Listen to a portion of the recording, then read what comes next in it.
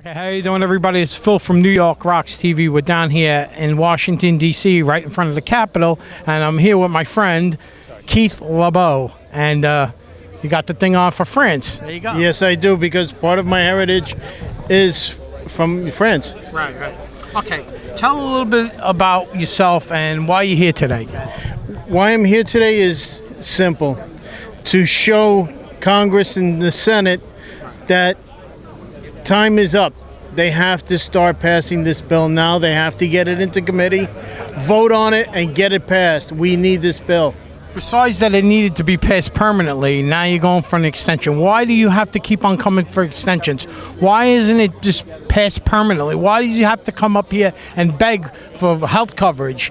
I mean, you're sick, right? Yes. You're very sick. Yes. You know, and how much longer can you make it and come up here with the illnesses that you're suffering with? It's not going to be much longer. Maybe 1 or 2 trips possible.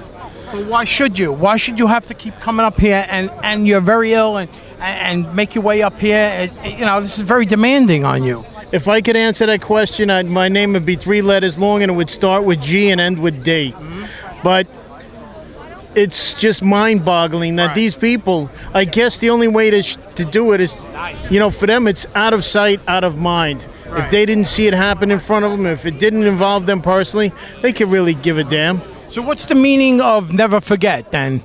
To them, they forgot, right? To them, it's never forget to forget. Right.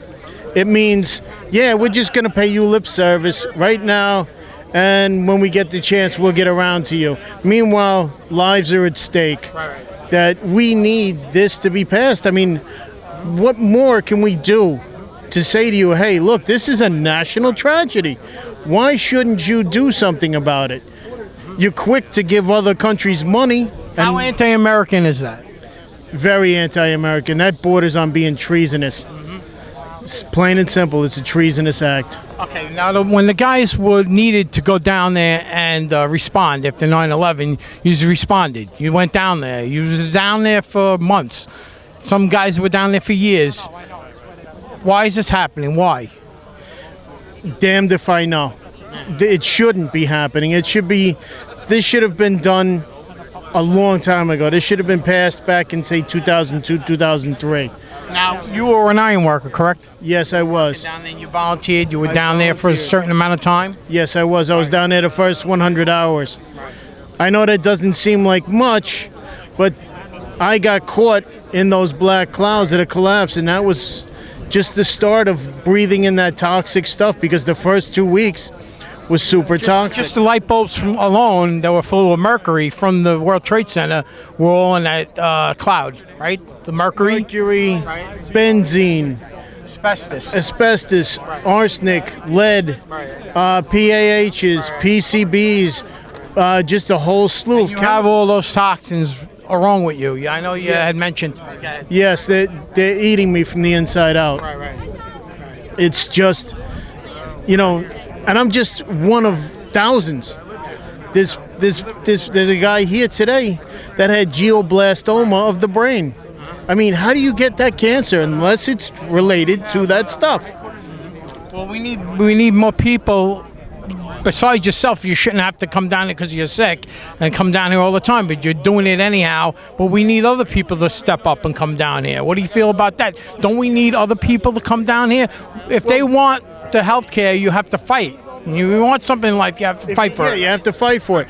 But what people can do is they can't get here to get in people, you know, Congress and senators' faces. They can say, look, I'm going to call them. I'll call your local senator, call your local congressman, call your assemblyman, call whoever's in charge in your state and say, hey, enough's enough.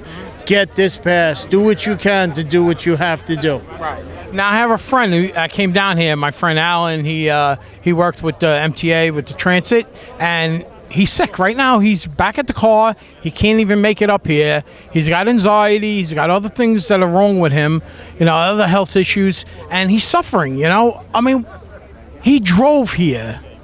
We left at 3 in the morning to come down here. We're not getting paid for this. We've been coming down here and just supporting you guys. I got involved, and it's like, this is a lot. This is very traumatic for everybody. It was a life-altering experience. Come down here and to hear this, To hear this is literally a slap in the face. I mean, come on. If it happened to one of their family members, bang, this would have been passed a long time ago. But since it's not, they couldn't care. We have very few people that actually do care, like Kirsten Gillibrand, who's standing right behind you. That's right. And Maloney, yes. Jerry Nadler, that's right over here.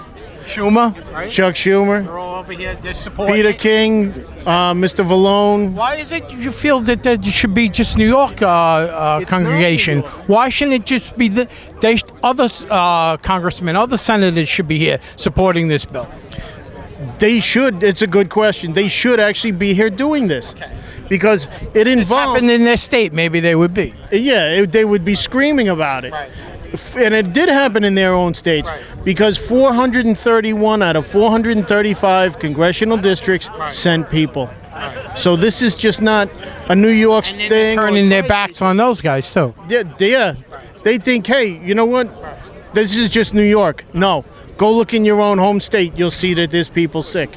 There's a national health, not only a national issue, but there's also a national health care issue that they have that's going on. It's called LHI. It's a national insurance for 9/11 responders, and that shows you just how the scope of this thing.